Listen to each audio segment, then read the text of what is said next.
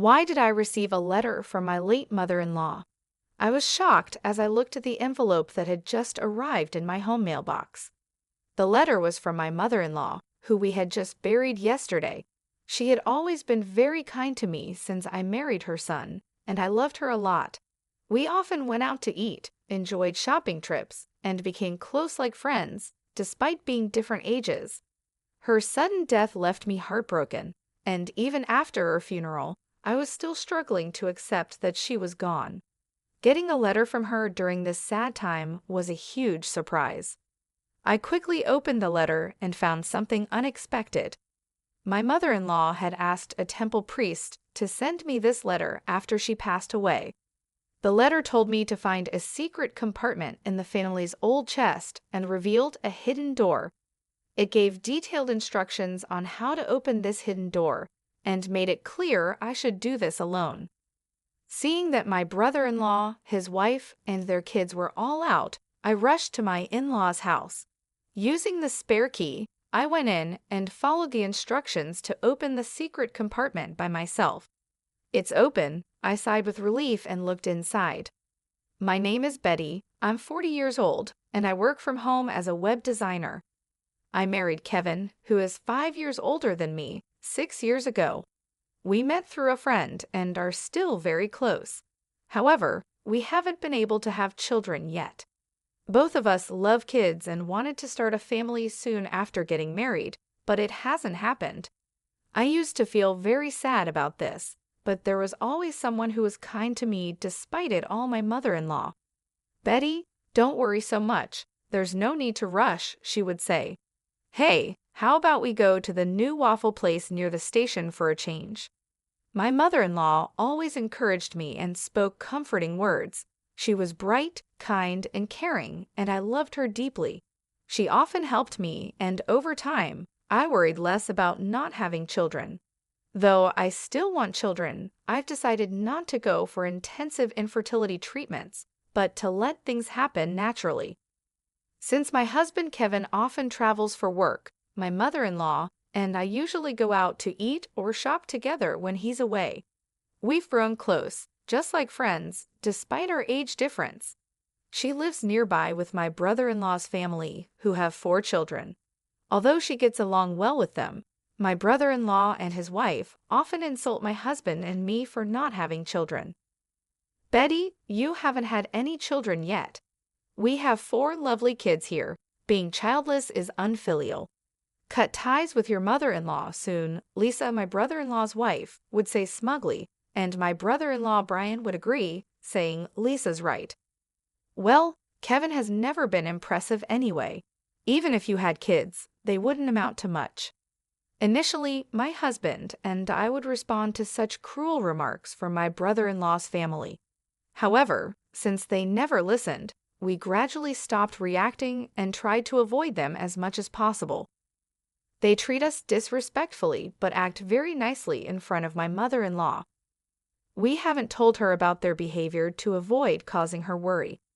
One holiday, my husband, my mother-in-law, and I planned to go out for a meal together. When we arrived at my parents-in-law's house, she wasn't waiting outside as usual. "Is she not ready yet?" I wondered aloud. "She should be coming out soon," my husband replied. We didn't think much of it and waited. However, as time passed 10 minutes, then 15, she still didn't appear or answer her phone. I wondered what was going on with your mom. I started feeling uneasy and increasingly anxious. We rang the doorbell of my parents-in-law's house, but there was no response. We decided to use the spare key to enter. "Hey, Mom," my husband called out as he took off his shoes at the entrance, but still, there was no reply from inside. With a bad feeling, we quickly searched for my mother-in-law, and then we found her collapsed in her bedroom. "Oh my God," I exclaimed as I rushed to her side, and my husband immediately called for an ambulance. It seemed that my brother-in-law's family was out because no one else was at the house besides my mother-in-law. The ambulance arrived in about 15 minutes, and she was swiftly taken to the hospital, but unfortunately, she passed away there. It was a stroke. My husband and I were heartbroken by the sudden loss, and we cried a lot. Despite our grief, we knew there were many things to do, like preparing for her funeral. The funeral was to be a family affair, and my brother-in-law took on the role of the chief mourner. To honor my mother-in-law, my husband and I worked together with him on the preparations. However, even during the planning with relatives and discussions with the funeral home, my brother-in-law seemed reluctant and showed no signs of grief. He did his duties at the wake and funeral, but often he would call my husband over after talking briefly with relatives, and then abruptly leave, which offended them. During the post-funeral gathering with relatives, my brother-in-law was the first to sit down and refused to get up even when my husband urged him to greet the guests. He just sat there drinking his beer, and his wife did the same. So my husband and I went around, thanking the relatives for coming and sharing memories of my mother-in-law. Seeing his parents just eating and drinking seemed to set a negative tone for the gathering. My brother-in-law's 4 children were busy playing games, laughing loudly and playfully nudging each other, creating a mood that didn't seem right for after a funeral. None of my brother-in-law's family seemed sad about my mother-in-law's death. The other relatives noticed this and didn't try to talk to my brother-in-law and his wife. They just said goodbye and shared memories with my husband and me. Despite the obvious change in the relatives' attitudes, my brother-in-law's family didn't seem to care. They kept ordering more beer, talked about inheritances, and planned trips, even though we were supposed to be mourning. It was disrespectful, considering how much my mother-in-law had done for them while she was alive. I couldn't help but look at them with disapproval. The next day, my husband left early for some errands, and I was at home planning to check the mailbox for the newspaper. That's when I noticed a letter. Wondering who it could be from, I saw it was addressed to me. To my surprise, it was from my mother-in-law. Opening the letter in the living room, I found something unexpected. The letter said that my mother-in-law had arranged with a temple priest to send it after she passed away. It had instructions on how to open a hidden compartment in a chest and the contact details of the family lawyer. There was also a note to make sure I opened it by myself. I read my mother-in-law's letter over and over. Though she was slender, her handwriting was bold and strong. I took a deep breath, touched by the strong strokes of her writing that reflected her strong character. Glancing at the clock, it was 8:20. No one should be at my in-laws' house now. The kids would be at school, and according to a social media post by my brother-in-law's wife, they had left early that morning. With this in mind, I quickly got ready to go to the family home. This morning I saw that they were planning an outing together. They even sent their children to school, even though it was the day after our grandmother's funeral. They seemed eager to enjoy their day off. If their post was accurate, there should be nobody at the family home. I realized I had to go now, or I might not get another chance. When I used the spare key to open the front door of my in-laws' house, I entered slowly. It was sad that my mother-in-law, who always greeted me with a smile, wasn't here. Holding my aching chest, I went into her room. The chest, an old piece that belonged to my mother-in-law, opened smoothly, perhaps because she took care of it. Just as the letter said, I found a hidden door at the back of a drawer. Thank goodness it's open. I sighed in relief as I managed to open it safely. Inside, there was another document along with what was written in the letter.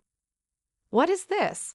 I stared at the documents, feeling my mother-in-law's love and tears almost spilling.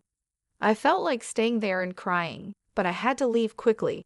It wouldn't be good if someone came back and saw me, especially since the letter said to do this alone. After returning home with all the documents, I contacted the family lawyer mentioned in the letter to inform them of my mother-in-law's passing. Just as I was about to reach out to my husband and my brother-in-law's family to see if we could all gather this weekend, I received an email. It was from my sister-in-law, urging us to meet at my in-laws' house this weekend for some important news. Despite feeling uneasy, declining seemed odd, so I agreed to her proposal. Over the weekend, I went to my in-laws' house with my husband, feeling nervous about the discussion. My brother-in-law and his wife had smug looks, and their 4 children were not around, probably taken somewhere else. As soon as we sat down, they presented a document. "This is the will left by my mother-in-law," my sister-in-law announced loudly. The signature on the will was indeed my mother-in-law's, and it stated that all assets would go to my brother-in-law and his wife. "See, it's written here that we get everything, so unfortunately, you won't get any inheritance." "Too bad, huh?" My brother-in-law laughed mockingly, his expression ugly, while my husband looked bewildered. I stood up quietly and brought in the lawyer who had been waiting outside. "Ah, who is this?" my brother-in-law and his wife asked, puzzled by the sudden appearance of the lawyer. My husband, who didn't know the lawyer was there, was also surprised. "This person is the lawyer whom my mother-in-law trusted during her life," I explained briefly. My brother-in-law and his wife looked confused and then angry. "Why did you bring a lawyer here?" they demanded. "It's part of my mother-in-law's instructions. She wanted the lawyer here to help make sure the estate is divided fairly," I said. My brother-in-law and his wife insisted loudly that they didn't need a lawyer. My brother-in-law slammed his hand on the desk and pointed at the will, saying, "My mother left a will. We don't need a lawyer." The lawyer quietly raised his hand and asked, "Are you sure your mother wrote the entire will herself?" "That's obvious," my brother-in-law shouted back. The lawyer looked concerned and shook his head. "This can't be recognized as a valid will. A real handwritten will must be entirely written by the person it belongs to." He pointed out that only the words at the beginning and the signature at the end were in my mother-in-law's handwriting. The rest looked like it was printed from a computer. The room went quiet. My brother-in-law reached out to the will, but it still showed the same printed words. "Huh," suddenly my husband said. "Why is the back of the paper so clean?" I looked closely, and indeed, there was something odd. The handwriting in the signature section is different from the rest. Could this will be forged? I wondered aloud. My brother-in-law and his wife trembled at the lawyer's observation. "What are you talking about? We wouldn't do such a thing," they stammered. "Why are you so nervous if it's not forged?" the lawyer cut in. "Forging a will is a serious crime." Hearing this, my brother-in-law and his wife turned pale. Despite their agitated and confused excuses, the lawyer delivered the final blow. "Betty has a notarized will, so your will is invalid." "What?" my brother-in-law and his wife gasped, their eyes wide. "We never heard of that," they said. "In the letter I received from my mother-in-law, she mentioned that she hid a notarized will behind the hidden door of the chest. We didn't know about this earlier." The letter not only told us where she hid the will, but also explained why she made it and why she told me about it. My mother-in-law had been feeling her health decline and had prepared the will because she probably suspected that my brother-in-law and his wife might tamper with it. I thought she didn't know their true nature, but it seemed she had a sense of their greed. The notarized will stated that the assets would be divided equally between my brother-in-law and my husband. This surprised my brother-in-law and his wife, and their eyes went wide. Then my brother-in-law suddenly shouted, claiming he should be the beneficiary of our mother's life insurance as the eldest son. I calmly responded that the life insurance certificate was also with me, as per the mother-in-law's trust, and the beneficiary was me, not him. Inside the hidden door, there was not just the notarized will, but also the life insurance certificate. My brother-in-law and his wife couldn't believe it. They kept saying they knew nothing about this. The lawyer explained that changing the beneficiary of a life insurance policy doesn't necessarily require informing the original beneficiary. My brother-in-law was upset and slammed the table. My husband turned to me, anxious, and asked when his mom had entrusted these things to me. I smiled and explained that it was written in the letter from his mother. She had wanted to tell him too, but she was worried that if both of us knew, his brother and sister-in-law might become suspicious, so she trusted only me with the information. While my husband and I were talking, my sister-in-law burst in hysterically. She couldn't accept that we, who hadn't even shown her children to my mother-in-law, would inherit her estate. "This is ridiculous," she exclaimed. "I can't accept this at all," my brother-in-law chimed in, his face turning red as he shouted. "You unlucky bunch have no right to Mom's estate. We were living here just for her inheritance, splitting it equally. Don't make me laugh. The inheritance is all ours," he continued. My sister-in-law joined in, shouting and adding to his selfish claims. "We have 4 children. As compensation for you not showing my mother-in-law any grandchildren, you should give all of her inheritance to our children for their future. We have shown her 4 grandchildren, so we are much more deserving than you." Despite my sister-in-law's aggressive tone, I stayed calm. "What you're saying doesn't make sense. Please calm down," I said. My calm demeanor seemed to infuriate her even more. "Your calm attitude annoys me so much. Just give us the money already. You're a useless, childless woman," she yelled and lunged at me. My husband and the lawyer stepped in, but before they could stop her, my sister-in-law punched me in the head. Ouch! She had several large rings on her fingers, so it felt like being hit with makeshift brass knuckles. I cried out in pain. "Stop it." My husband and the lawyer pulled my sister-in-law away, but she tried to reach for me again in her agitated state. "Give us the inheritance. I deserve it all more than you do. I have 4 children," she shouted, her eyes bloodshot and her face twisted with anger. My brother-in-law egged her on, encouraging her to hit me more. Enraged, my husband called the police. When the police arrived shortly after, he and the lawyer explained the situation. My brother-in-law and his wife were then escorted away by the police. My husband and I thanked the lawyer and decided to send him home for the day. What was supposed to be a discussion about creating an estate division agreement turned into a chaotic ordeal. My husband and I agreed to bring a gift of apology another day. He was deeply concerned about me being hit by my sister-in-law, but seemed relieved when I told him the headache had completely subsided after the tumultuous events. I murmured, "It's been quite an intense time." Then my husband brought up something unexpected. "Hey, Lisa seems to constantly talk about the children. You know, she always boasted about showing Mom 4 grandchildren and how great she was. And don't you think she's overly fixated on money?"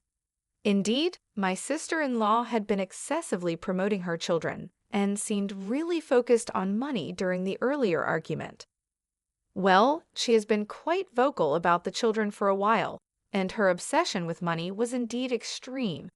Her expression while hitting me was terrifying," I replied. "Yeah, you're right. It's a bit abnormal," he said, and then fell silent. "What's wrong? Is there something bothering you?" I asked, not understanding what he was getting at. "Well, there's something bothering me, and I'm considering suggesting it to my brother. I think it might be a good idea to have DNA tests done for their 4 children." My husband's response surprised me. "DNA tests?" "Yeah, and I'm also thinking about proposing a background check on Lisa. Something doesn't sit right with me. It's just a gut feeling." Although I thought it might be unnecessary, my husband's intuition had been accurate in the past. "Okay, if that's what you suggest, let's propose it to your brother later on," I agreed. When my husband told my brother-in-law about the idea, he ridiculed and yelled at him extensively. "Just because you don't have kids yourselves, don't doubt ours," my brother-in-law shouted. But before parting ways, he took some materials about DNA testing from my husband. Perhaps he had some doubts as well. The first revelation came from the DNA testing between my brother-in-law and his children. It turned out that 3 out of the 4 children didn't share his blood. I was a bit suspicious of the youngest child because they didn't look much like any of us, but I was surprised about the middle one too. My husband was speechless, and my brother-in-law decided to investigate his wife's background thoroughly. The results were shocking. It turned out that my sister-in-law had relationships with multiple men even before marrying my brother-in-law. Recently, her affairs were discovered by the wives of her lovers, who then demanded compensation. Since my sister-in-law was at home more often than my brother-in-law, she was able to hide any evidence like registered letters. The compensation demanded was far more than she could afford from her earnings or savings. It became clear that she was determined to get her hands on my mother-in-law's inheritance at any cost. Eventually, the situation escalated, and my brother-in-law and sister-in-law ended up in a violent fight, throwing things and hitting each other until the neighbors, unable to stand the noise, called the police. Both were taken into custody, facing charges for forging the will and now additional charges of assault. Further police investigation revealed they had committed theft and harassed wealthy individuals among other offenses. Eventually, they both ended up in jail. As for the future of the 4 children they left behind, my husband and I were deeply troubled. Since my mother-in-law's passing, we were the closest relatives. We considered taking them in, but decided against it after much thought. The children had been influenced so much by their parents that they casually insulted us as childless incompetents. The oldest at 19 should know right from wrong, and the youngest at 7 should understand proper behavior. Yet they smirked and insulted us every time they saw us, even with their parents in trouble. Our 16-year-old nephew said we'd be better off raised by childless idiots, which was more than we could bear. Facing such hostility, we couldn't find any affection for the children or any hope of raising them to be decent people. Ultimately, we contacted my sister-in-law's parents and decided to sever ties with the children. It seems the children understood our decision, as our nephew said, "I'd rather live in Grandma's old shack than with the brainless, childless couple." With those words, we felt it was best to leave things as they were. We haven't told the children that the younger 4 aren't biologically related to my brother-in-law. Whether we share this fact or not, we leave it to the relatives of my brother-in-law and his wife to decide. My husband and I decided to move to a distant place, using the inheritance from my mother-in-law to start anew. We moved to a place full of greenery and nature, where we quickly felt at home. There's a charming waffle shop near our house, and every time we pass by, we wish my mother-in-law could have visited it with us.